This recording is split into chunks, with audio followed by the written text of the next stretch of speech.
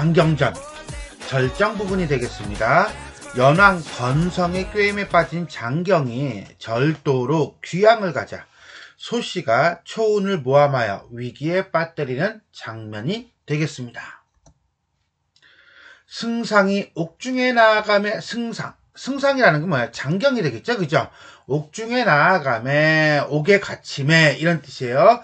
분기충천하나 분기충천 분한 마음이 하늘을 찌를 듯 북받쳐 오름 분기탱천이라고도 합니다. 무관해하라 무관해야 뭐야? 어찌할 수 없다. 막무가내하고 같은 말이에요.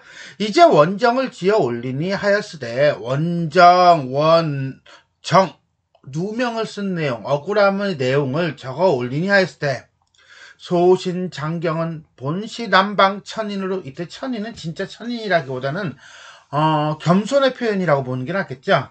외람이 선황제의 지우하신 이런 단어들은 평소에도 써주면 괜찮을 것 같아요. 좀 있어 보이잖아요. 그죠? 후하게 대접하신 천은을 입어 벼슬이 일품에 있고 삼처 일첩을 두었으니 마누라가 셋이고 첩이 하나야. 그럼 마누라 셋, 왕씨, 진씨, 소씨. 여기서 문제가 되는 인물은요. 요 인물이 이제 문제가 되는 거예요. 일첩, 첩이라고 하는 것은 초운을 얘기합니다. 두었사오니 어찌 천앙이 없사오리까? 결국 뭐예요? 자기가 지금 옥중에 갇힌 것을 하늘의 재앙이라고 여기는 운명론적 태도가 드러나고 있다라고 보시면 되겠습니다. 이러므로 밤낮에 동동촉촉하여 동동촉촉 공경하고 삼가며 매우 조심스러워 행여 성은을 저버릴까 하옵더니 이제 생각지 않은 죄명을 없사오니 이게 바로 뭐야? 누명이죠, 그죠? 다만 청천을 부르짖을 따르며 하늘이시여 어찌하여 저에게 이런 거예요, 그죠? 하늘에 자신의 결백을 호소할 뿐이니 달리 발명할 길이 없사오매. 자, 발명 요거는요 지금하고 다른 의미로 쓰여요. 변명이라는 뜻입니다. 어떤 물건을 만든다 이런 뜻이 아니에요. 챙겨놓으세요. 없사오매 복원 엎드려서 원하기를 성상은 신의 머리를 베어 국법을 정의하소서. 죽여달라는 얘기야. 억울하다는 얘기야. 하여튼간에 하여건을 상의 보시고 그 애매함을 이르시나 이걸 죽여? 살려? 억울해 보이는데 이건 아닌데 하지만 쟤네들이 자꾸 그냥 막 상소를 올리는데 어떡하지? 이거예요. 그러니까 애매하다라는 것은 내적 갈등. 건성과 대신이 굳이 다툼으로 인하여 여기서는 건성이 누명을 씌운 자죠. 그죠? 연왕이고요. 태자의 둘째 영이고요. 황제 자리를 차지하기 위해서 충신인 장경을 모함하는 인물이다 라고 보시면 돼요. 절도에 정배하라 하시니 누가? 임금이 누구를? 장경을 절도, 절해 고도 바다를 자르고 그 다음에 홀로 있는 섬이란 뜻이에요. 한마디로 육지에서 멀리 떨어진 외딴 섬. 정배하다라고 하는 건 유배하다라고 이해하시면 됩니다. 법관이 황토섬으로 마련하였거늘 이때 세 부인이 이 말을 듣고 황황망조하여 황황망조 마음이 급하고 허둥지둥하며 어찌할 바를 몰라 문 밖으로 나와 이별할 때 승상이 눈물을 흘리며 말하기를 내 이제 누명을 쓰고 말리 적소 유배지에 가니 어느 때 서로 볼런지 부인은 각각 자녀를 거느려 보중함을 바라노라. 한마디로 뭐야? 잘 있어라 이 소리예요. 또한 초운을 불러 가만히 이르되 라고 하는 거 보니까 초운이한테 따로 해줄 말이 있나 봐요. 그죠? 그게 바로 뭡니까? 뒤에 있는 말이에요. 뒤에 있는 말을 살짝 보니까 뭐예요? 소씨에게 초운이 박해를 받을까봐 걱정하는구나 라고 보시면 돼요. 왜? 왕부인은 무해무덕해. 무해무덕하니까 해로움도 없고 덕도 없어. 그러니까 그냥 있으나 없으나 하는 존재? 뭐 그렇기도 하고 그 다음에 아무런 영향을 끼치지 않는 존재 이렇게 이해하시면 돼요. 진부인은 어지러. 그러니까 첫째 마누라 둘째 마누라는 괜찮아. 문제는 셋째 마누라 소씨. 소씨는 천성이 편벽되니 한편으로 치우쳐져 공평하지 못하니 각별히 조심하라 라고 얘기를 해주고 있네요. 이 대화 속에서 하고 싶은 말은 초운이 걱정하는 거야. 초운을 걱정하는 거지만 가만히 보니까는 새 부인에 대한 장경의 평가가 드러나는 부분이기도 하다라고 보시면 되겠네요. 하고 떠날 때 새 부인이 흐느끼며 말하기를 상공은 보증하시어 누명을 신설하시고 누명을 새로 세워? 말이 이상하잖아. 그죠? 신설은 줄임말이에요. 신원 설치의 준말이고요. 신설 원한을 풀어버리고 창피스러운 일을 씻어버린다. 한마디로 누명을 벗기를 바란다. 이런 뜻이에요. 쉬 빨리 돌아오심을 밤낮으로 발언하나이다. 소원을 빌겠습니다. 하고 누수여우하거늘 눈물이 비처럼 흘러내리거늘 승상이 위로하고 발행 길을 떠나더라. 여기까지가 장면 1이라고 보시면 돼요. 자, 읽어보니까 어때요? 내용이 어려워요? 아니요. 내용은 어렵진 않아요. 내용은 어렵지 않은데 사실은 이 단어들이 사람을 막 신경을 곤두서게 해요. 어쩔 수 없어요. 자꾸 읽어서 익혀두시고요. 그 다음에 주요 단어들. 이 주요 단어들은 주로 이제는 2자 내지는 4자겠죠. 모르는 단어들이 있으면은 자꾸 눈에 익혀서 외우시기 바라겠습니다. 정작 어려운 거는 밑에 어휘, 풀이 해가지고서는 지문 밑에 나오기는 하지만 그거 없이도 읽을 수 있어야 할 겁니다. 어쨌든 간에 저쨌든 간에 요쨌든 간에 그쨌든 간에 여기까지는 연왕의 계략에 빠진 장경이 유배가는 장면이라고 볼 수 있겠습니다. 짜잔. 원래 소씨는 이라고 하는 거 보니까 이거는 서술자가 설명해주고 있는 거죠. 그죠? 일종의 서술자 개입이라고 보면 돼요.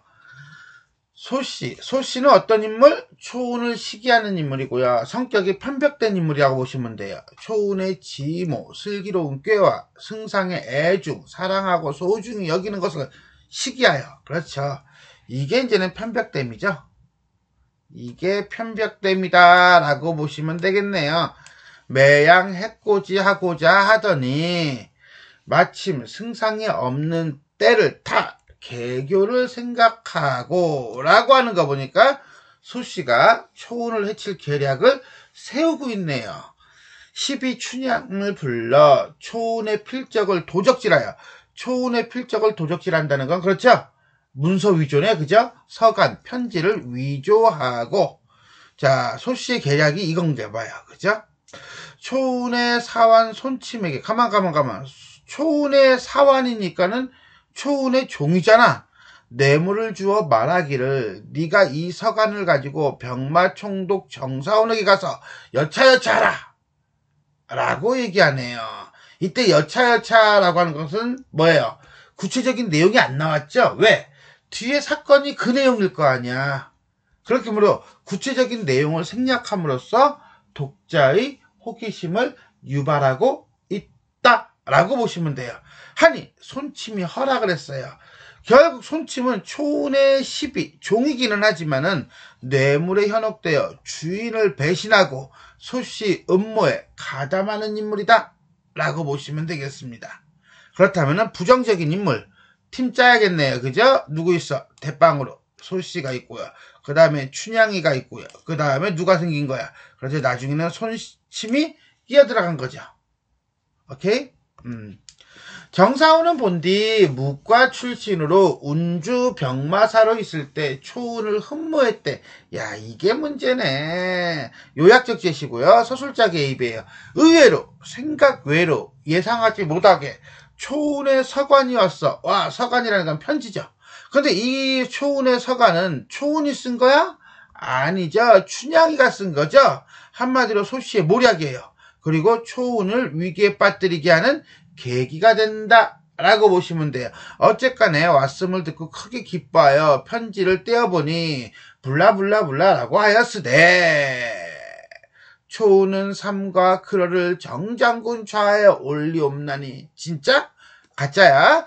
첩이 운주에 있을 때 장군을 사랑하심에 첩이 매양 매시고자 하다가 마침 여의치 못하고 장승상이 데려오심에 주야로 사모하는 정이 간절하였더니 이제 승상이 절도 정배함에 유배지로 떠남에 돌아올 기약이 없는지라.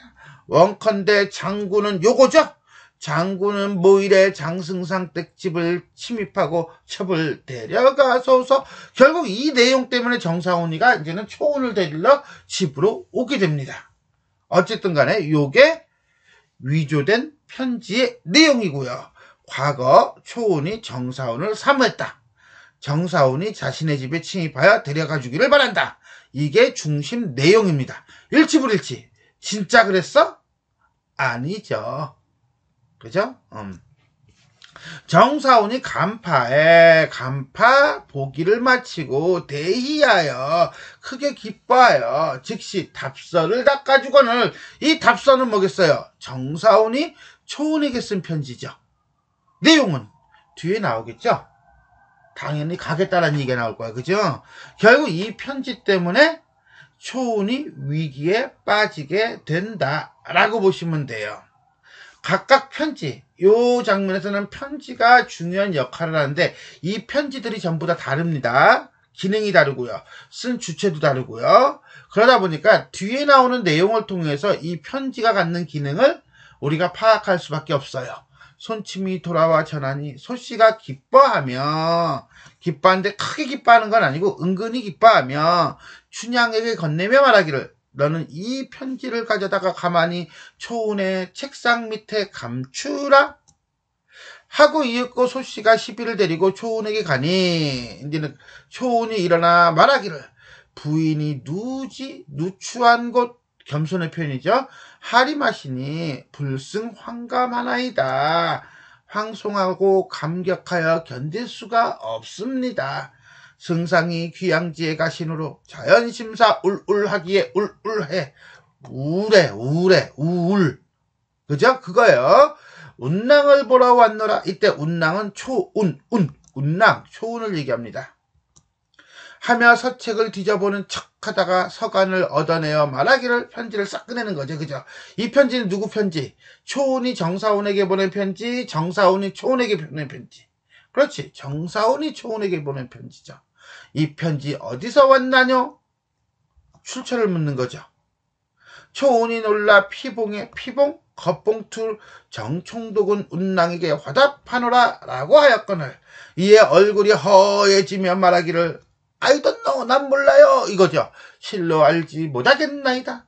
그대 방 안에 있는 것을 어찌 모르느라 하노 하며 떼어보니 기서 그 편지에 하였으되 붙인 편지에 쓰였기를 두두두두두두두두두 띵.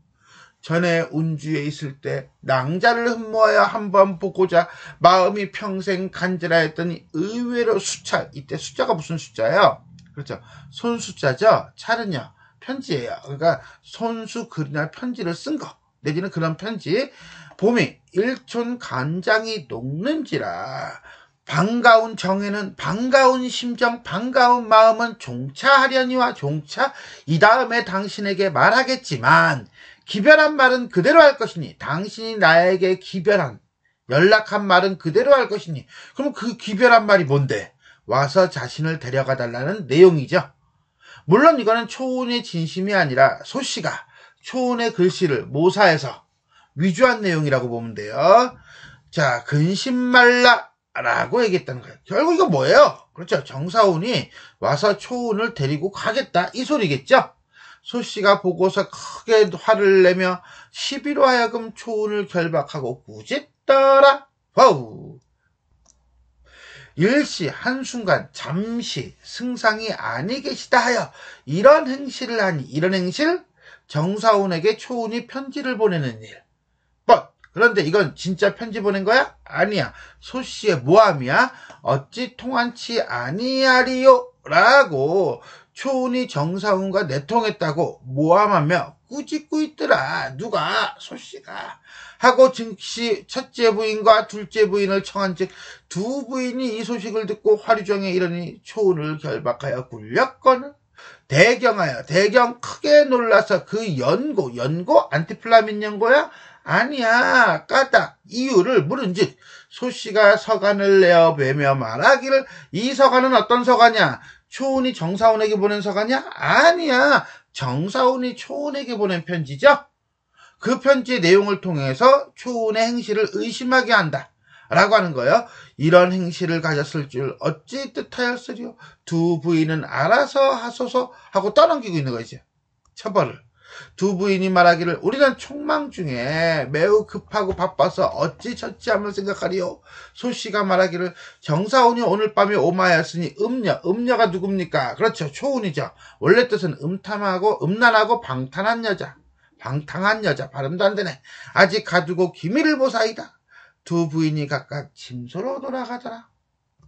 짜잔. 이때 소씨 모든 노복을 분부하여 준비하여 정사운이 옴을 기다리더니 밤드는 후 과연 사운이 가정을 데리고 가정? 기술가정? 아니 남자 일꾼. 한마디로 종을 얘기해요. 뭐 인력가꾼 가마꾼도 괜찮고요. 뭐 하인들도 괜찮고요. 바로 문을 깨치며 들어오거늘 노복 등이 일시에 고함하고 대달아 사운을 결박하고 세 부인께 고하니 사운은 얘는 황당하죠. 그죠? 얘는 아무 생각 없죠. 오라고 해서 간 것뿐인데 뜻밖의 봉변을 당하여 초운의 서간을 내어드리며 결국 뭐야? 이렇게 나는 편지를 받았다. 억울하다 이거죠? 자기는 억울하다고 얘기하는 거예요. 정사운이 초운의 집에 오게 된 이유고요. 정사운에게 잘못이 없음을 밝히는 증거고요. 초운의 필적이더라. 소씨가 말하기를 정사운은 실로 무제한히 풀어주라 하였다. 결국 여기서는 소씨가 승기를 잡고 있네. 그죠?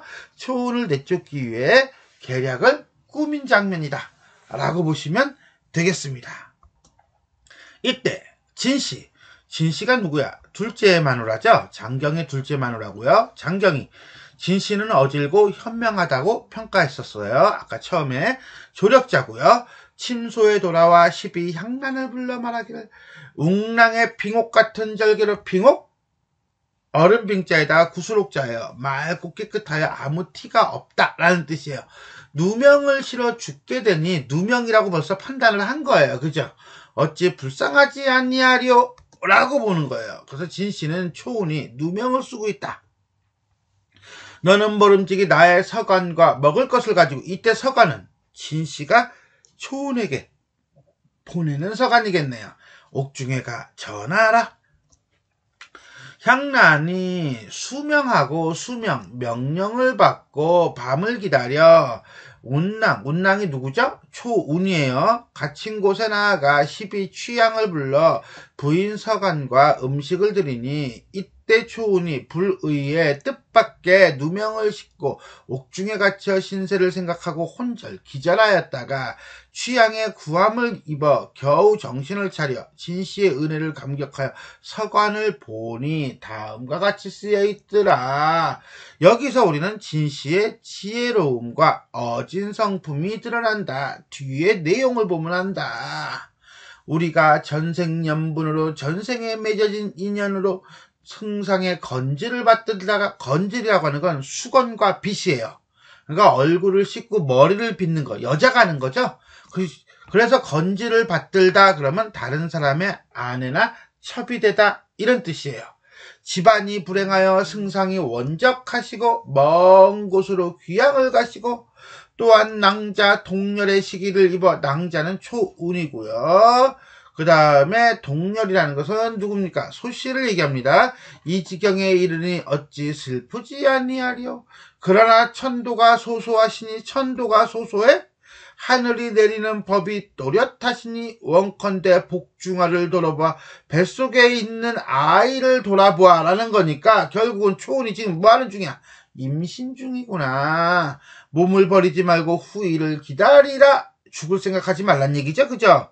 기다릴 것을 당부하는 거예요. 결국은 초운의 마음을 위로하고 후일을 기다리자는 내용을 통해서 아이를 살피는 진씨의 따뜻한 성품과 그 다음에 지혜로운 판단 능력이 드러나고 있다. 판단 능력은 어디서? 그렇죠. 시기를 입었다라는 대목에서 체크할 수가 있을 거예요. 초운이 보고 나서 흐느끼며 향난더러 말하기를 더러운 일을 모르시니 마땅히 결처보은하리라. 죽어서도 은혜를 잊지 않고 갚겠다 하고 회답을 써주니 향랑이 가지고 돌아와 진부인께 드린지 진씨 보고 받아보고 하였을 때 천첩이 본디 하방의 천인으로 천한 신분의 사람 기생이었어요. 승상의 은혜와 새 부인의 덕택을 입어 일신이 연기하더니 조물주가 시기하고 천고 누명을 입었으니 누명이라는 거죠. 남은 목숨을 마치는 것, 죽는 것이 아깝지 아니하오나 복중의 아이와 함께 명을 맡게 되오니 다시 부인의 얼굴을 배울 날이 없사온지라. 바라건대 부인 귀체를 보증하소서. 이후에 승상이 돌아오시거든 첩의 누명을 신설 억울함을 풀어주시면 황천지하, 한마디로 황천의 아래에서 눈을 감을까 하나이다. 억울함을 풀 것이다 라는 뜻이에요. 하여건을 진실 읽기를 마치고 눈물이 흐름을 깨닫지 못하더라 라고 하는 것은 안타까워한다는 얘기고요. 진씨의 따뜻한 성품이 드러나고 있다 라고 보시면 되겠습니다. 자, 지금까지 초운의 결백을 믿는 진씨가 초운을 위로하는 장면이 되겠습니다. 여기까지. 자, 장경전 절정 부분이 되겠고요. 연왕 건성의 꾀임에 빠진 장경이 절도로 귀양을 가는 장면 전반부고요. 그 다음에 세 번째 마누라죠. 편벽된 인물 소씨가 초운을 모함하여 위기에 빠뜨린 장면 후반부가 되겠네요. 에 대해서 살펴보았습니다. 지금까지 내용이 도움이 되셨다면 좋아요와 구독 버튼 눌러주시고요. 알람 설정 부탁드리겠습니다. 수고하셨습니다.